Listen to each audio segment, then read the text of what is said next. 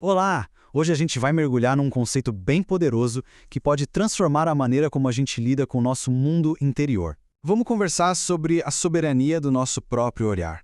Para começar, eu quero deixar uma pergunta no ar, uma que talvez muita gente já tenha se feito. Por que será que certas dores, certas mágoas, parecem um disco arranhado, sempre se repetindo? É uma experiência bem comum e hoje a gente vai olhar para isso de um jeito diferente. E para a gente começar a entender isso, precisamos falar sobre o tal do ciclo do sofrimento. Basicamente, é sobre como a gente costuma achar que a dor começa, sabe? Aquela crença de que ela é uma consequência direta e inevitável do que acontece lá fora.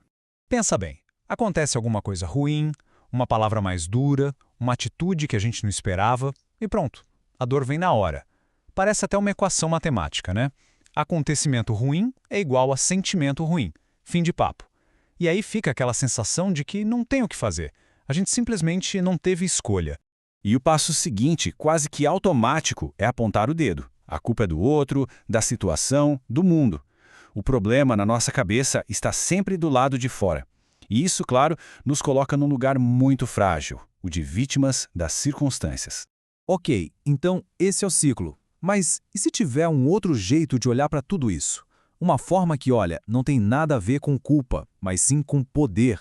É isso que vamos ver agora. Uma nova responsabilidade.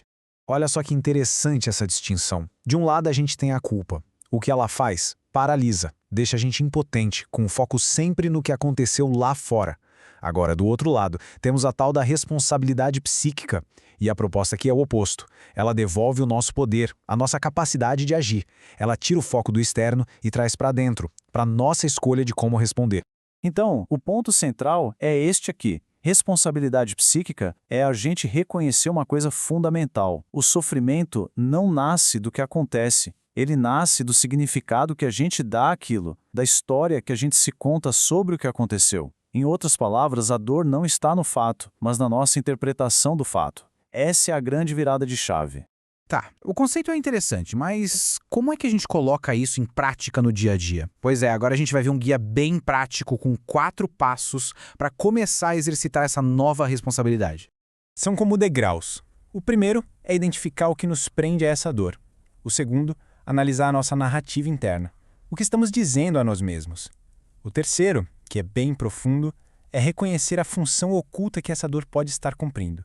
E por último, fazer a escolha consciente pela paz, que a fonte chama de escolha pelo milagre, um estado de paz interior.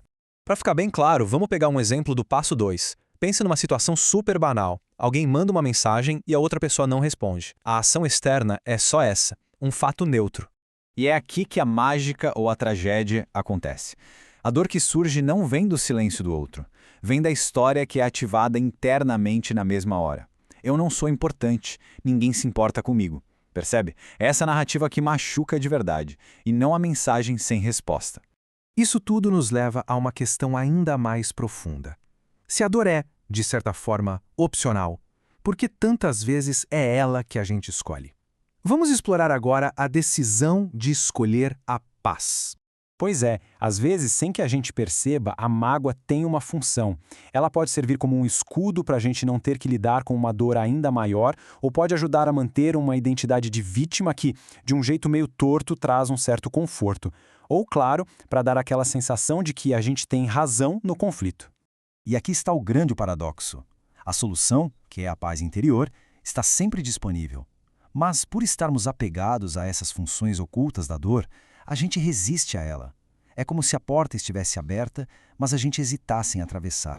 A paz verdadeira não acontece quando o outro pede desculpas ou a situação muda lá fora. A paz é uma virada interna, uma decisão de mudar a própria percepção sobre o que aconteceu.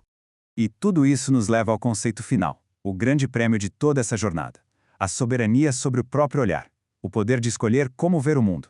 Resumindo, o trabalho de verdade não é tentar consertar o mundo lá fora. O trabalho é aqui dentro. É olhar para a mágoa que estamos escolhendo carregar e, finalmente, decidir soltá-la.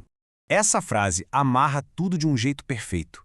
Essa busca sem fim por mudar o externo é exaustiva e, muitas vezes, inútil. O poder de transformação de verdade está em mudar a perspectiva, em mudar o jeito que se está olhando para tudo. E para a gente fechar, fica esta reflexão. Diante de tudo isso, a pergunta que realmente importa não é o que o mundo faz, mas sim o que se faz com o próprio olhar. Qual olhar se escolhe ter a partir de agora?